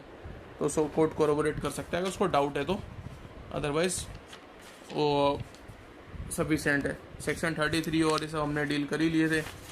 तो अब हम चलते हैं directly another important section which is section 65B. तो this is one of the most important sections after IT amendment scheme, information technology amendment 2000 जो हमारा आया, उसके बाद ये बहुत इम्पॉर्टेंट हो जाता है. तो अब मैं आपको ये सेक्शन बताता हूँ. सेक्शन 65B सब सेक्शन 4 सबसे इम्पॉर्टेंट यही है इसका, और इसके केस लॉस भी बताऊंगा recent. In any proceedings, section 65B subsection 4, in any proceedings where it is desired to give a statement in evidence by virtue of this section, a certificate doing any of the following things, that is to say, A. Identifying the electronic record containing the statement and describing the manner in which it was produced. B. Giving such particulars of any device involved in the production of that electronic record as may be appropriate for the purpose of showing that the electronic record was produced by a computer. C. Dealing with any of the matters to which the conditions mentioned in subsection 2 relate and purporting to be signed by a person occupying a responsible official position in relation to the operation of the relevant device and the management of the relevant activities, whichever is appropriate, shall be evidence of any matter stated in the certificate, and for purpose of this subsection it shall be sufficient for a matter to be stated to the best of the knowledge and belief of the person stating it. तो जो owner है उसका device का, वो certificate दे सकता है कि या रिस्पॉन्सिबल पोजीशन पे पर्सन है कि उसने खुद रिकॉर्ड किया था, तो फिर वो इलेक्ट्रॉनिक एविडेंस की वैल्यू हो जाती है. तो ये सबसेक्शन यही कहना चाहता है 65B सबसेक्शन 4. अब केसेस हैं इम्पॉर्टेंट इसमें. In Anvar PB versus PK Basheer and others, AIR 2015 supreme court 180, और दूसरा है Sonu versus state of Haryana, AIR 2017 supreme court, Vikram Singh and others versus state of Punjab and others, AIR 2017 supreme court. In Safi Mohammad versus state of Himachal Pradesh, AIR 2018 supreme court. ये सबसे important case है, recent है, मतलब इसने सारे केसेस को जो भी लेक्यूनास थे पुराने सुप्रीम कोर्ट। अब लॉ धीरे धीरे इवॉल्व होता है, तो सबसे रिसेंट केस यही है। तो हम इसको, बाकी आप 4 का देखना चाहें तो उसका मेन एक 1 लाइन का जस्ट रेशियो देख सकते हैं। यही कहा है कि जो रिस्पॉन्सिबल पोजीशन में पर्सन है वो सर्टिफिकेट देगा तो उसको as a primary evidence consider कर लेंगे, अनडॉक्टर्ड इलेक्ट्रॉनिक एविडेंस ट्रीट कर लेंगे, है ना। और उसको परजरी वगैरह का चार्ज 193 का उस पर लगेगा, अगर वो टेम्पर्ड किया हो तो वो सब उसको ट्रू मान लिया जाएगा। जो ये 2 मेन केसेस हैं जो ये लॉ इवॉल्व हुआ 65B4 का।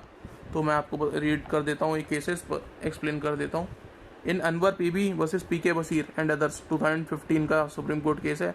Supreme court held that any documentary evidence by way of an electronic record under Evidence Act in view of sections 59, 65A can be proved only in accordance with the procedure prescribed under section 65B. 65B deals with admissibility of the electronic record. The purpose of these provisions is to sanctify secondary evidence in electronic form generated by a computer. It may be noted that the section start with a non-obstante clause, है ना। Thus, notwithstanding anything contained in Indian Evidence Act, any information contained in an electronic record which is printed on a paper, stored, recorded, or copied in optical or magnetic media produced by a computer shall be deemed to be a document only if the conditions mentioned under subsection 2 are satisfied, without further proof or production of the original.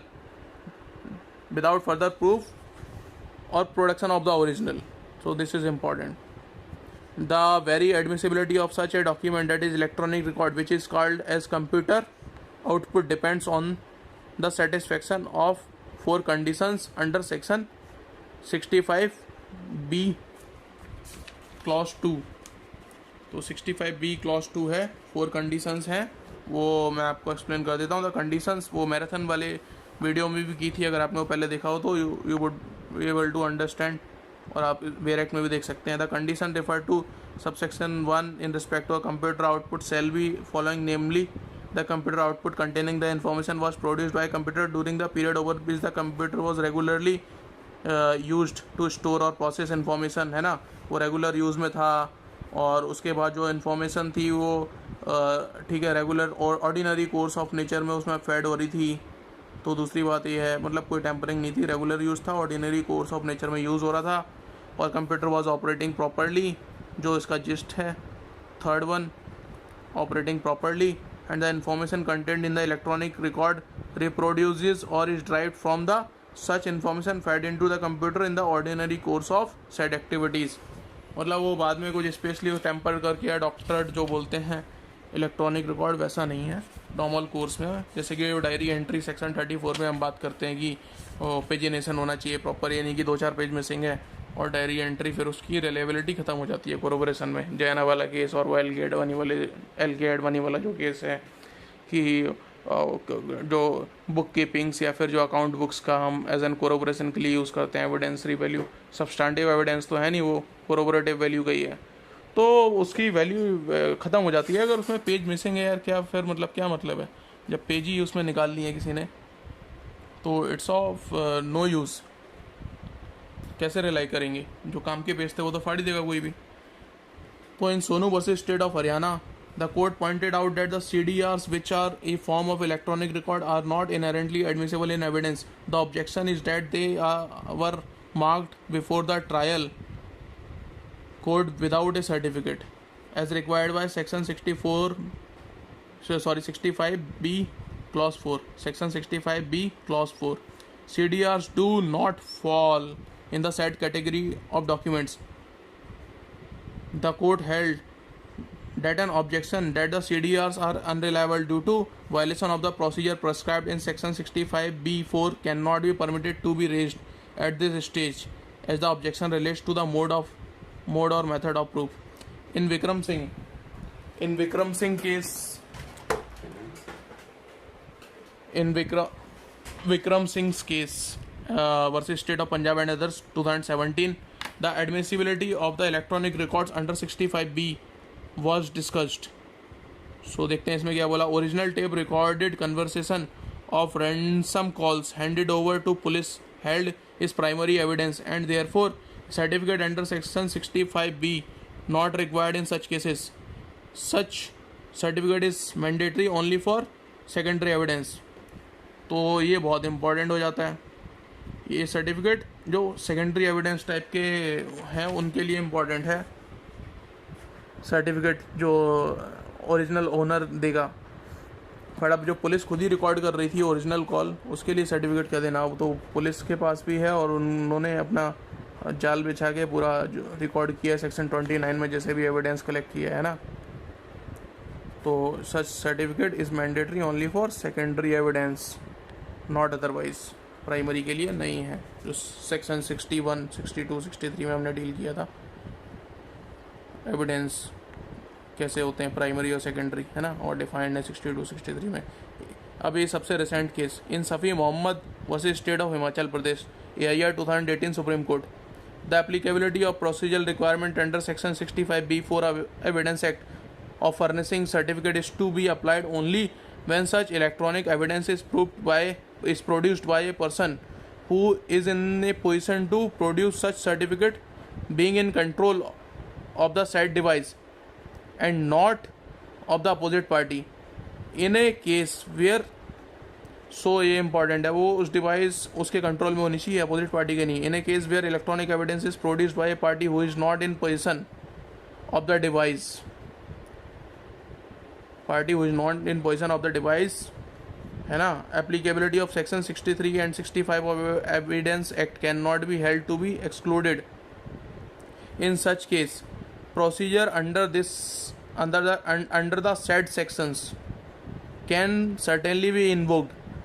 If this is not so permitted, it will be denial of justice to the person who is in possession of authentic evidence, witness और witness जो है, but on account of manner of proving such document is kept out of consideration by the court in absence of certificate under section 65B subsection 4 of the evidence act, which party producing cannot possibly secure.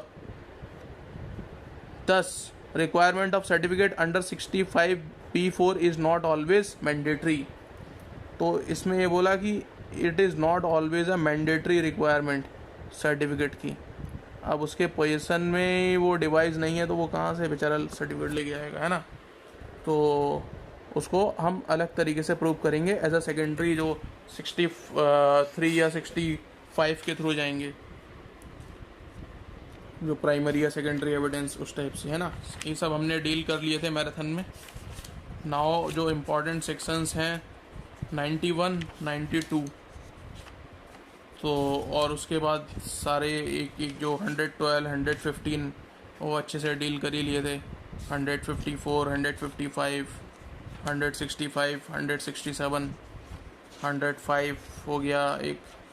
ये सब मतलब almost cover कर ही लिए थे हमने, तो अब कुछ बचा नहीं है. कंप्लीट इंडियन एविडेंस एक्ट हमारे कंट्रोल में है अब.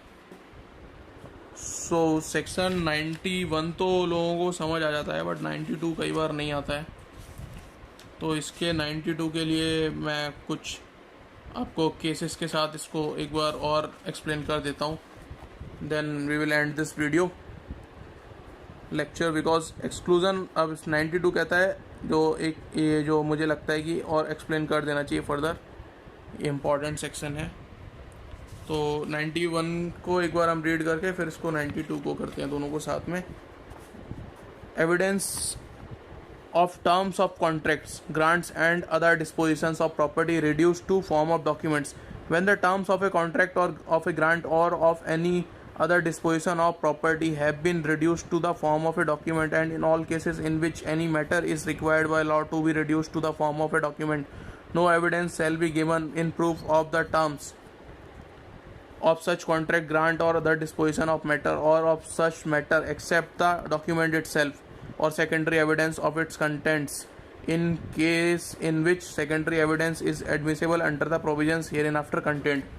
So meaning this, thereby this section is based on best evidence rule पे काम करता है. section where the fact to be proved is documented, then document is the best evidence and therefore such facts should be proved by the document itself. So, in this regard, Section 91 prescribes that when the terms of a contract or of a grant or of any other disposition of property have been reduced to the form of a document, in all cases in which any matter is required by law to be reduced to the document, then no evidence shall be given for the proof of terms of contract, grant, or for other disposition of property or of such matter except the document itself or its secondary evidence if allowed. तो document खुद ही देना होगा या maximum secondary evidence if allowed. The contract और grant और other disposition may not be required by law to be return, even then this will apply. वो return भी नहीं है, ओरल भी है तब भी, है ना, तब भी उसी को एक्सेप्शन 1 है इसमें कि when a public officer is required by law to be appointed in writing and when it is shown that any particular person has acted as such officer, the writing by which he is appointed need not be proved. Meaning thereby, when a public officer is required by law to be appointed in writing and it is shown that the particular person has acted as such public officer, then that writing by which he has been appointed need not be proved. Exception to wills पे है, admitted to probate in India may be proved by the probate. Meaning thereby, when a probate has been obtained on the basis of the bill and afterwards question arises about the existence of the bill, then the original bill need not be proved. क्योंकि probate में already वो उसकी will की originality को test कर चुके होंगे, तो अब विल को प्रूव करने का क्या मतलब है. एक्सप्लेनेशन है इसमें, this section applies equally to cases in which the contracts, explanation 1, in which the contracts, grant or dispositions of property referred to are contained in one document, and 2 cases in which they are contained in more documents than one, meaning thereby written evidence need not be comprised in a single document or be drawn up in any particular form. A contract or grant or disposition may be executed by a single document or by several documents. This explanation says that the rule of exclusion of oral evidence applies irrespective of the fact whether the contract, grant or disposition of property is comprised in a single document or in more than one document. Explanation 2, where there are, so this is important one, multiple documents की बात कर रहा है. Where there are more originals than one original only need to be proved, meaning thereby in case of more than one originals only one need to be proved even if there are number of originals.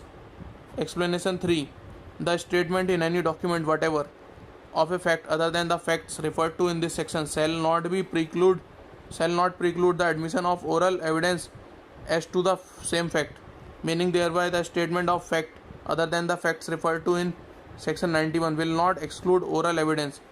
It means oral evidence on other facts it is admissible. जैसे कि इसमें 3 term use करी गई हैं, contract, grant और other डिस्पोजिशंस.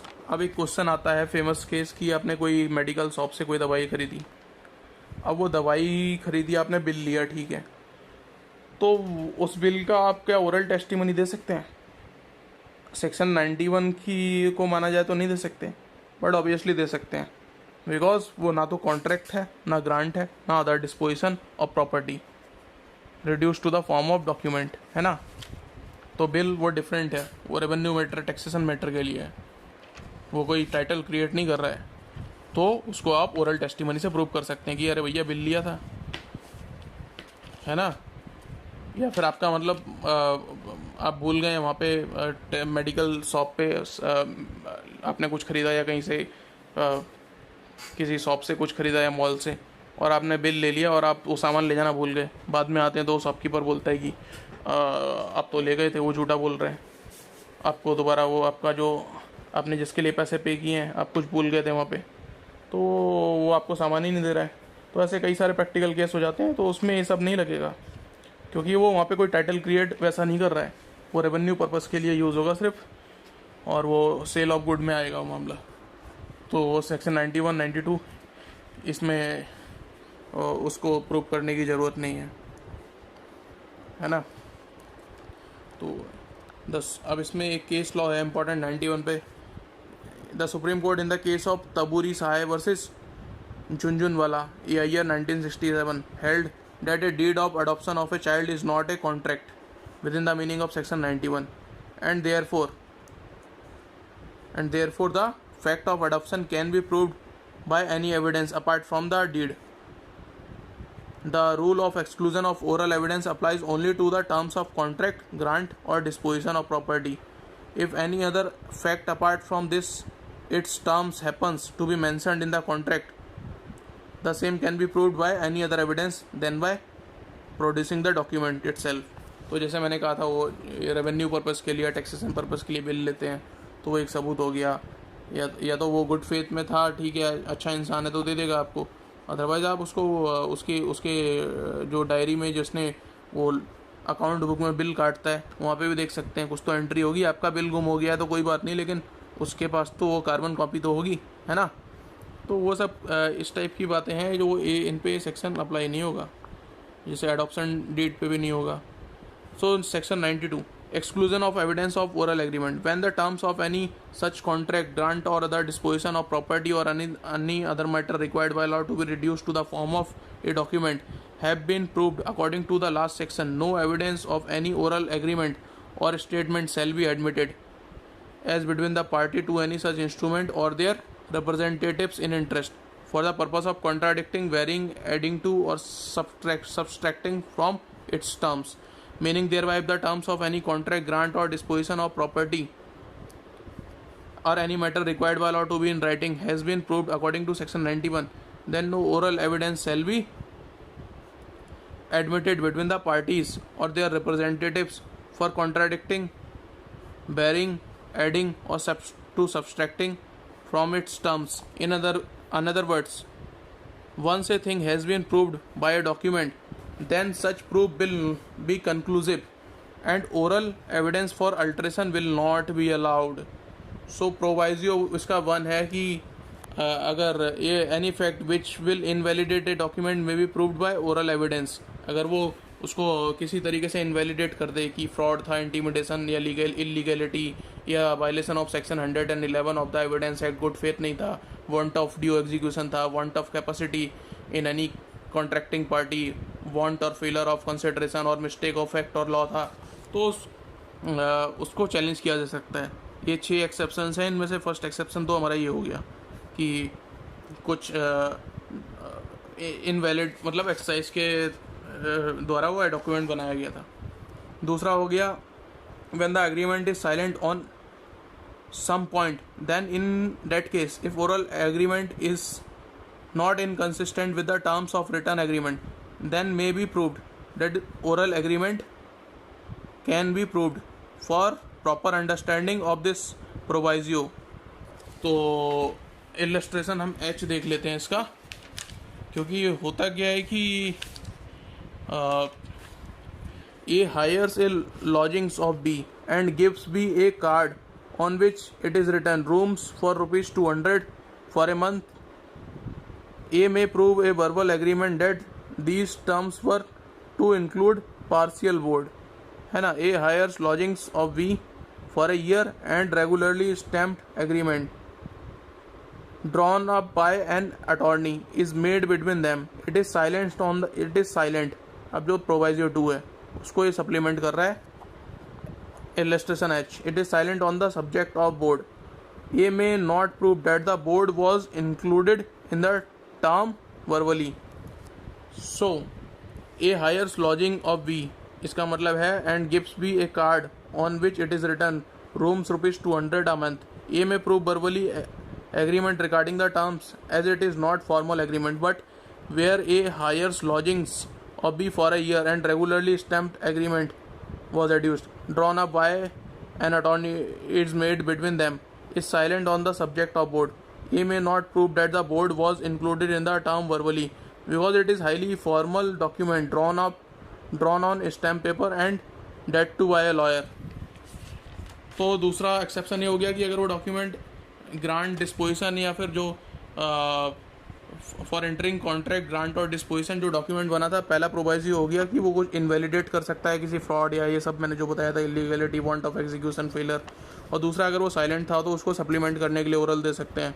तीसरा proviso है कि any separate oral agreement consisting condition precedent for any obligation can be proved to show that the written agreement need not be enforced until happening of certain events. अगर वो कोई एक certain event या contingency नहीं होती है तो वो रिटर्न जो ओरल कॉन्ट्रैक्ट ग्रांट और डिस्पोजिशन के लिए जो रिटर्न एग्रीमेंट एंटर किया था वो फोर्स में नहीं आएगा. तो तीसरा वो एड्यूस किया जा सकता है, कोई ओरल एविडेंस भी ये प्रोवाइज हो जाएगा, है ना.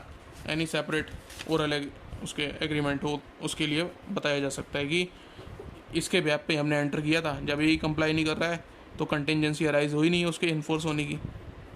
फोर्थ प्रोवाइजियो है, one can bring evidence of subsequent oral agreement to rescind और मॉडिफाई एनी कॉन्ट्रैक्ट ग्रांट और disposition is provable. In other words, parties are free to rescind or modify by making a subsequent oral agreement, but the above proviso will not apply in case where a contract grant or disposition is required by law to be in writing or where it has been registered according to the law of registration. तो बाद में भी उसको modify और वो सब कर सकते हैं, रिसाइंड कर सकते हैं अगर प्रायर एग्रीमेंट था, बट अगर वो राइटिंग में है तो अप्लाई नहीं होगा, है ना, और रजिस्टर भी हो चुका है तो. और फिफ्थ है, एनी यूसेज और custom by which is not expressly mentioned in the contract are usually considered part of contract and they may be proved by oral evidence. किसी कम्युनिटी का कोई कस्टम या फिर वो यूसेज है, वो पता है उनको कि हाँ ठीक है हमारे यहाँ ऐसा ऐसा होता है, कोई भी रिटर्न एग्रीमेंट कर लें तो उसको कंप्लाई करे बिना नहीं हो सकता कुछ, तो वो तो इम्प्लाइड है ही है, तो उसको उनको पूरा करना ज़रूरी है ना. किसी कम्युनिटी का या कास्ट क्रीड या फिर किसी पर्टिकुलर एरिया का ऑफ द कंट्री कोई कस्टम है तो उसको कंप्लाई करना ज़रूरी है, साथ में या पहले जो भी है. प्रोवाइजियो 6 है, any fact may be proved which shows in what manner the language of the document is related to existing facts. The object is to ascertain the real intentions of the parties, but those intentions of the party must be gathered from the language of the document as explained by extrinsic evidence. तो clarify करने के लिए कि यार intention तो हमारी ये थी इस एग्रीमेंट को एंटर करने के लिए, और आप दूसरे इंटेंशन से ही एग्रीमेंट को मतलब दूसरी दोनों पार्टी में there was mistake of fact जो बोलते हैं हम. सेक्शन 21 हो गया हमारा, 2021 जो कॉन्ट्रैक्ट के दिए हुए हैं कि 21 22 जो मिस्टेक ऑफ फैक्ट और मिस्टेक ऑफ लॉ. तो मिस्टेक ऑफ फैक्ट है तो वो तो करेक्ट करी जा सकती है, but mistake of law is no excuse, है ना. जैसे कि there is a saying even in our laws that mistake of fact तो एक्सक्यूजेबल है, but mistake of law is not excusable. तो वही वाली बात है. अब यहाँ पे अगर वो मिस्टेक ऑफ फैक्ट थी और उनको पता नहीं थी, एक पार्टी की इंटेंशन कुछ और थी कॉन्ट्रैक्ट एंटर करने के लिए, दूसरे की कुछ और थी, तो उसको वो बाद में जस्टिफाई कर सकते हैं ओरल एविडेंस या जैसे भी.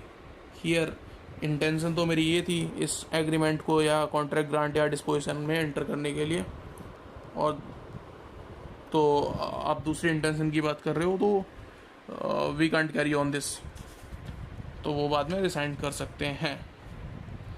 अब इसमें जो केस लॉज हैं, KM Rajendran versus Arun Prakasam and others, AIR 1998 Madras High Court. It was held by Madras High Court that even though Proviso 1 of Section 92 is applicable and is open to the party to agreement to lead evidence to vary, he or she is precluded from varying the consideration amount either less or more than what is specified in the agreement.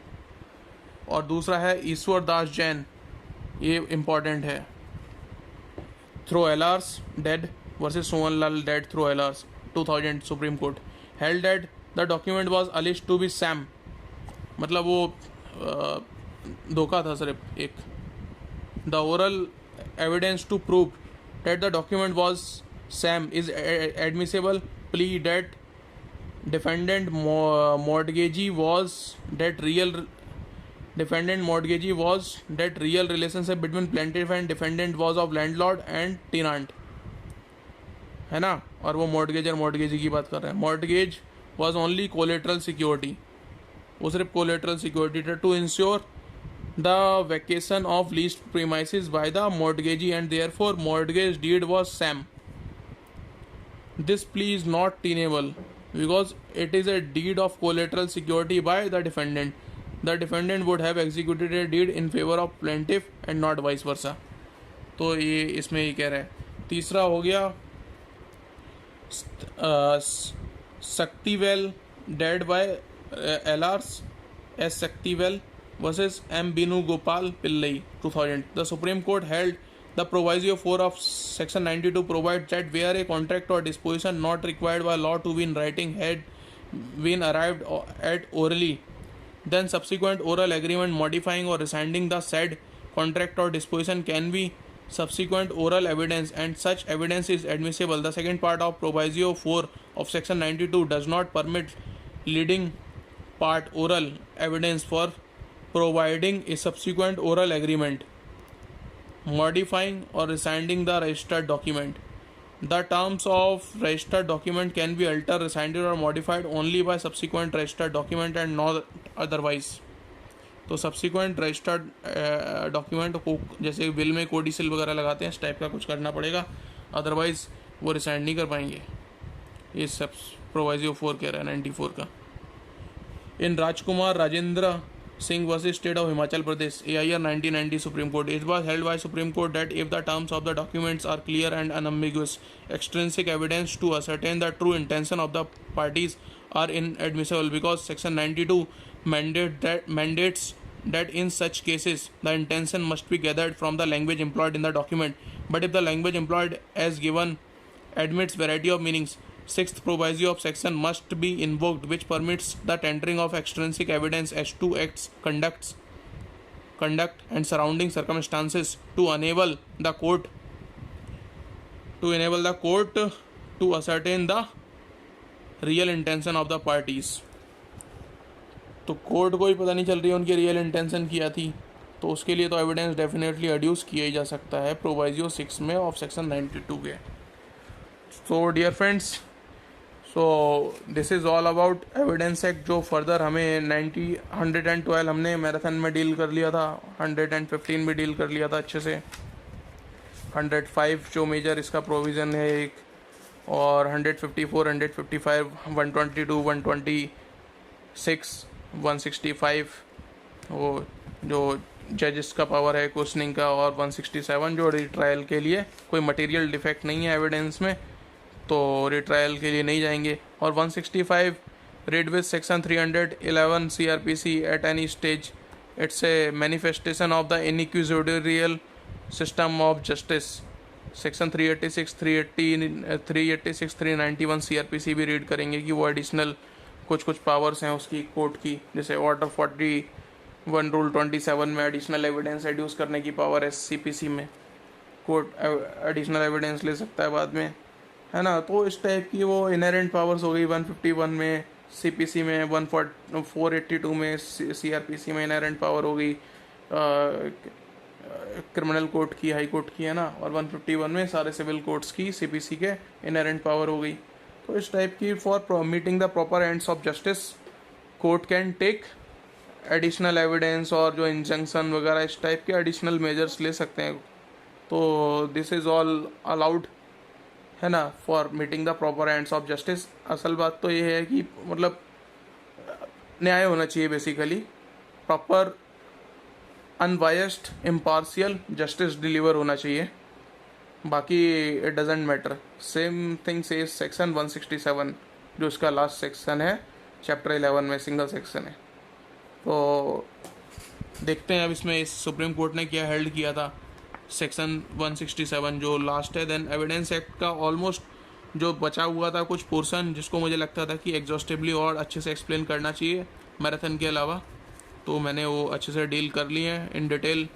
Specifically ये video मैंने section 24 and 32 के लिए बनाई है, जिसमें कुछ important case laws वहाँ पे मेंशन नहीं किए थे मैंने, बिकॉज ऑफ पॉसिटी ऑफ टाइम. काफ़ी ज़्यादा लंबा वीडियो हो गया था, वो 6 आवर्स तक चला जाता. तो अब इसमें हमने वो सब कवर कर ही लिया है, तो it means 100% evidence act cover हो गया है. तो 167 के लिए एक इंपॉर्टेंट केस है। In Narayan versus state of Punjab AIR 1959, the facts were that a prosecution has cited certain person as witness but the prosecution was not very keen to examine him. When the person objected to give evidence, the prosecution dropped him.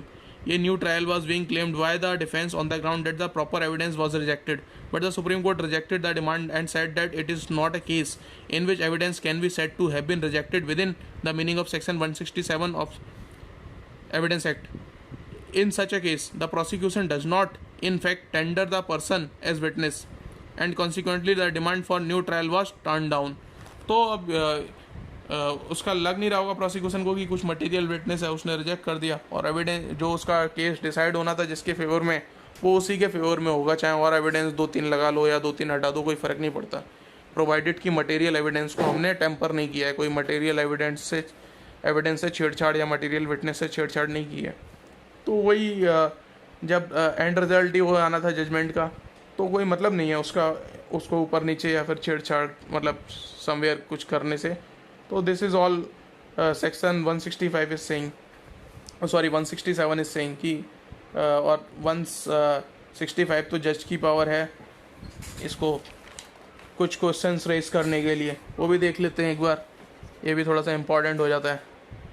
तो इसमें जो जज इन order to discover और to obtain proof और relevant facts में ask any question in any form 165 में at any time of any witness of the parties ask relevant facts or irrelevant facts, ये दोनों पूछ सकता है। order the production of any document or thing, neither the parties nor the agents can make objections, any witness can be cross examined upon any answers given in reply to such questions without the permission of the court। तो जैसे 311 CRPC में court witness बोलते हैं, उस type से बुलाया जा सकता है। मान लीजिए 154 में अगर कोई विटनेस हॉस्टाइल हो गया, अब वो ना तो डिफेंस के काम का ना प्रोसिक्यूशन के काम का ज़्यादा, तो कोर्ट उसको बुला सकता है as a court witness.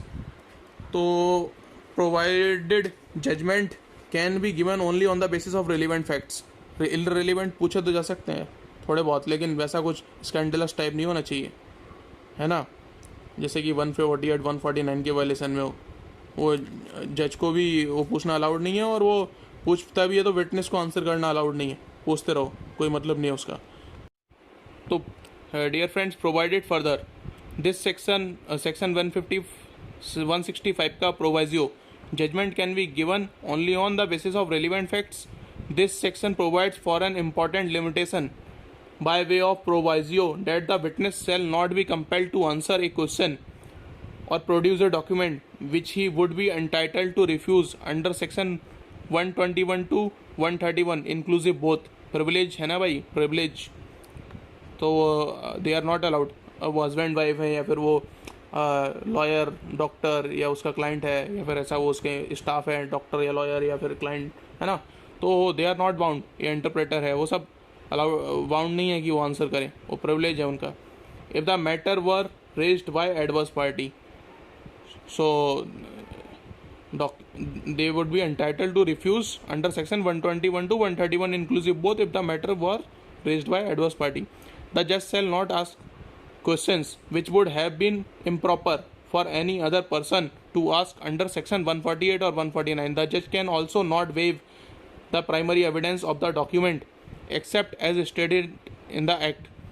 Section 165 of Evidence Act is complementary to its power under section 311 of CRPC। The section consists of two parts, giving discretion to the court to examine witness at any stage, and the mandatory portion which compels the court to examine a witness if his evidence appears to be essential to the just decision of the court।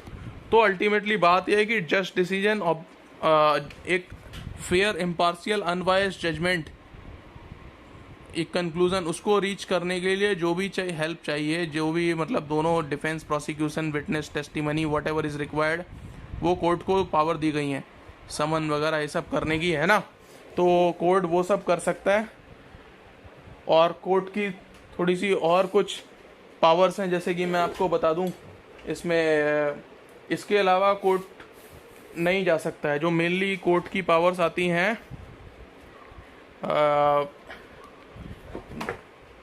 As such, मतलब maximum जो court कुछ for the deciding case, मतलब on merits for complete ends of justice, power of court civil हो चाहे criminal हो और tribunals हो, वो इतना ही एक्सरसाइज कर सकती हैं। Discovery, production of documents, affidavits on oath, production of public documents, issue of commissions, section 75, order 26 CPC, summoning, injunction, warrant issue करना, इंक्वायरी, टेकिंग कॉग्निजेंस, ये सब कोर्ट कर सकती है। उसको पावर दी है कि आप ये सब करके जैसे भी आपको जो भी विटनेस चाहिए, टेस्टिमनी चाहिए, सबको आप लेके प्रॉपरली केस को डिसाइड करिए और एक जस्ट डिसीजन पे यू शुड रीच। किसी को अननेसली हरास नहीं करना है, जैसे कि नीमो डेविड विज वेक्सारी प्रो उना अंडम कोसा acts non वेसिट्रियम निसी मेंसिट्रिया mens rea acts Reis